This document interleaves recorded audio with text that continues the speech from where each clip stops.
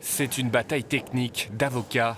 La garde à vue de Muriel Boll en 1984 était-elle valide? C'est au cours de celle-ci qu'elle avait avoué être avec Bernard Laroche le jour du drame, avant de se rétracter quelques jours plus tard.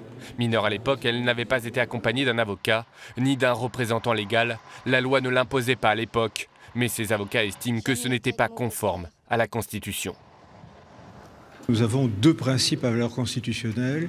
La question des garanties qu'il faut apporter lorsque les mineurs sont confrontés à l'institution judiciaire et la question des droits de la défense. Ce sont deux principes constitutionnels et manifestement, ces deux principes constitutionnels n'ont pas été respectés.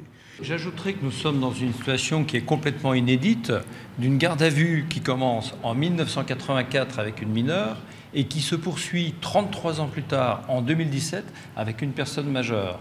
Pour appuyer leur requête, les avocats de Muriel Boll ont avancé que le Conseil constitutionnel s'était prononcé sur cette situation juridique en 2010, mais seulement pour les majeurs.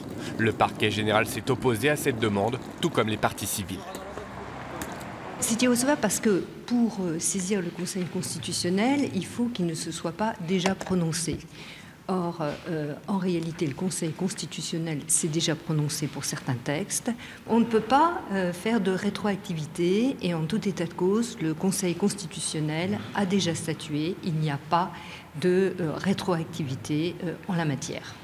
La Chambre de l'instruction se décidera donc le 7 mars prochain de transmettre ou non cette question à la Cour de cassation. D'ici là, la procédure se poursuit et Muriel Boll espère être entendue pour la première fois sur le fond du dossier par la juge d'instruction dans les prochaines semaines. Ça serait la première fois depuis sa mise en examen pour enlèvement et séquestration suivie de la mort.